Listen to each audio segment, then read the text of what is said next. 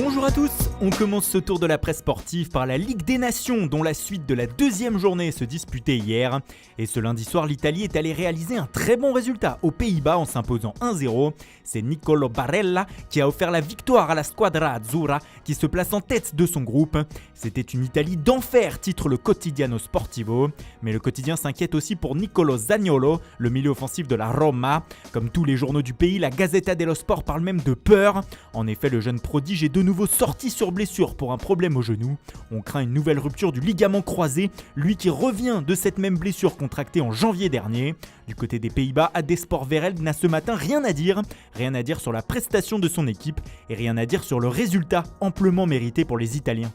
On file en Angleterre maintenant où la sélection est touchée depuis hier par un nouveau scandale. Il concerne deux joueurs qui ont honoré leur première cape sous le maillot anglais en Islande ce week-end, Mason Greenwood et Phil Foden. Et bien pour fêter ça, ils n'ont rien trouvé de mieux à faire que d'inviter deux femmes dans leur chambre d'hôtel, alors que le protocole Covid de l'UEFA interdit toute autre personne au sein des établissements réservés aux sélections.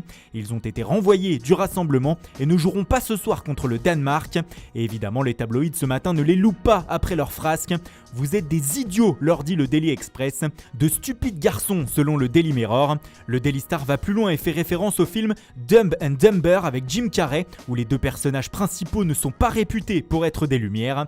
Une éclaircie néanmoins pour les deux hommes, leur sélectionneur Gareth Southgate leur a promis de les protéger de tout l'abattage médiatique à venir et que cela ne remettait pas en cause une sélection future lors d'un prochain rassemblement, comme l'indique The Guardian.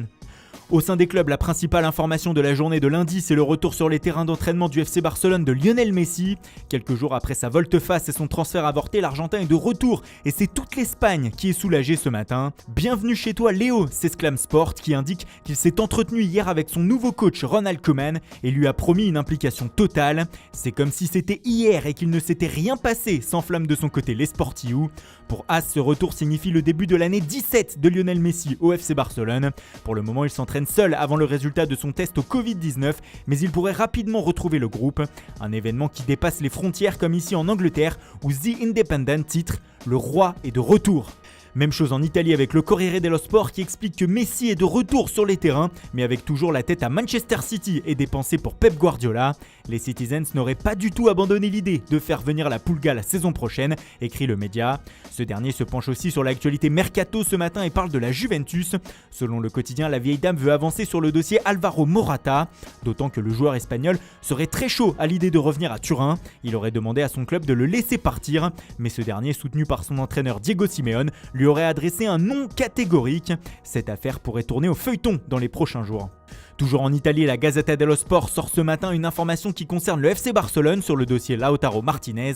En effet, selon le média, l'Inter serait plus que jamais déterminé à garder son attaquant et pour cela lui aurait soumis une offre de prolongation de contrat de 5 ans avec à la clé une très belle revalorisation salariale de 6 millions d'euros par saison. De quoi tenter l'Argentin, surtout que l'opération en direction de la Catalogne s'embourbe et ne bouge plus depuis des semaines. Tout ça parce que les Blaugrana se sont rendus compte qu'elle était quasiment impossible à réaliser selon Mundo Deportivo.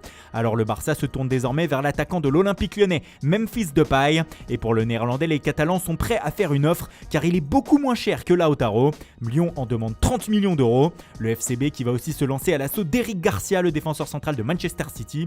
Les Blaugrana veulent négocier pour le joueur. À voir ce qu'en pensent les Citizens. Et on file en France pour terminer avec ce soir le deuxième match des Bleus comptant pour la Ligue des Nations face à la Croatie au Stade de France.